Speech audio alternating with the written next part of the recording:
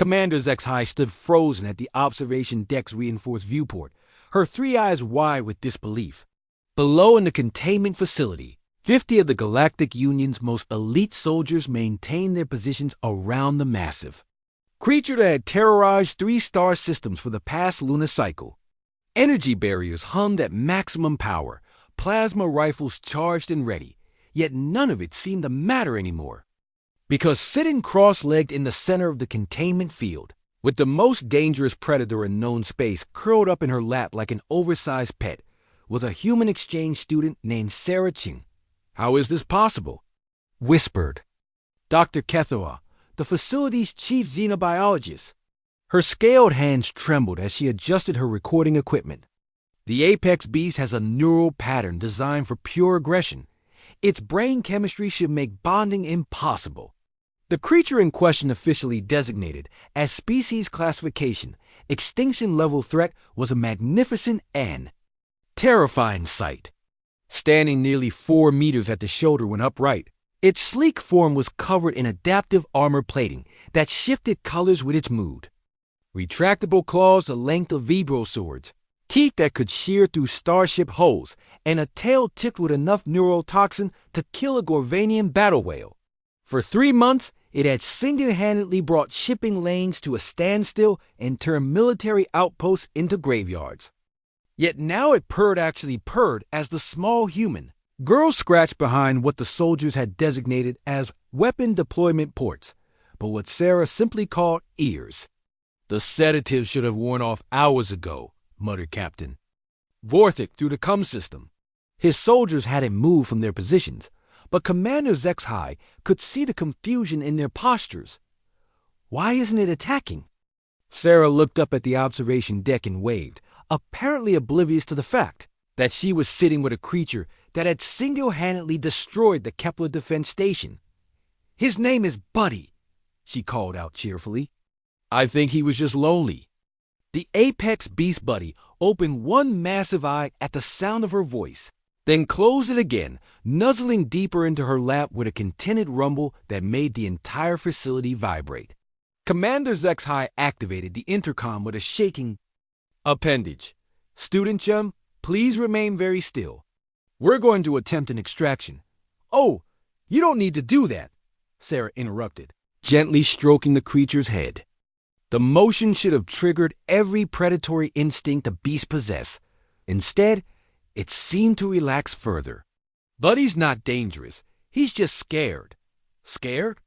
Dr. Kethera's voice cracked. "That creature has eliminated entire military squadrons." Sarah's expression grew thoughtful as she continued her gentle ministrations. "Well, yeah, but think about it from his perspective. He woke up alone in space, probably the last of his kind, and everywhere he went, people started shooting at him.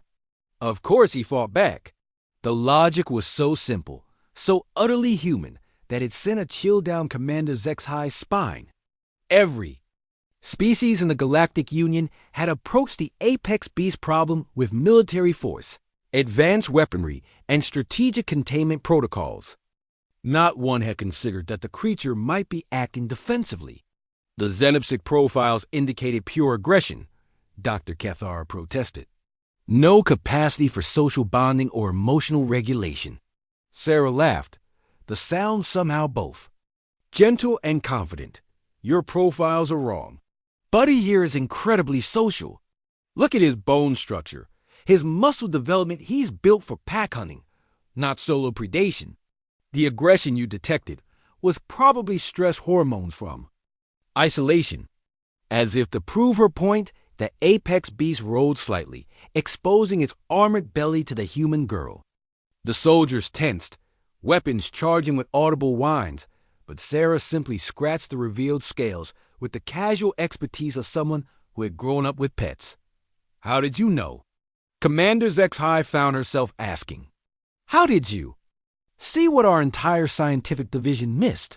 Sarah shrugged, a peculiarly human gesture that the alien officers had learned indicated casual dismissal of something the speaker considered obvious. "I had a dog when I was little. Rex was a rescue, and when we first got him, he was aggressive 2-bit 3 people in the first week. But it wasn't because he was mean.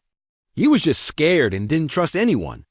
It took patience, but eventually, he became the sweetest dog you ever met.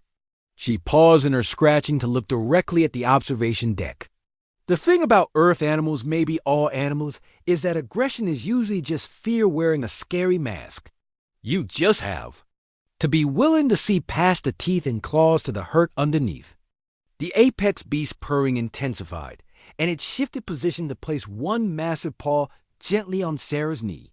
The gesture was careful, calculated to avoid harming the fragile human.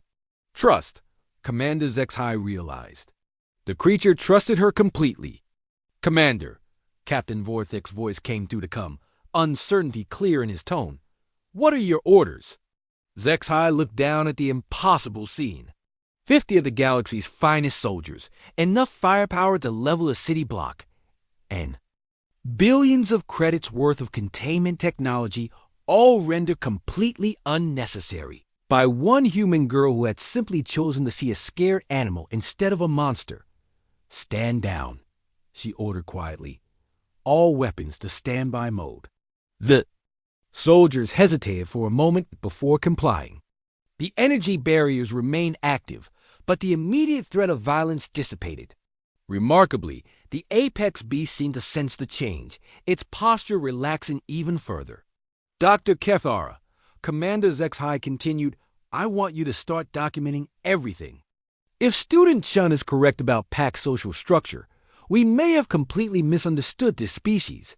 Below, Sarah had begun humming a soft melody, something distinctly human and wordless. The apex beast breathing had synchronized with the rhythm, and its color-changing scales had shifted to warm, peaceful hues that the xenobiology text claimed were impossible for its species to display. "You know," Sarah said conversationally, apparently addressing both the creature and the observing officers, "I bet Buddy here could teach us a lot about his people if we just asked nicely instead of trying to cage him first." The apex beast opened both eyes and looked directly at the observation deck. For the first time since its capture, the gaze held no aggression, no threat assessment, no calculation of attack vectors. Instead, there was something that looked remarkably like hope. Commander Zexhai found herself wondering how many other monsters in the galaxy were simply beings that no one had bothered to understand.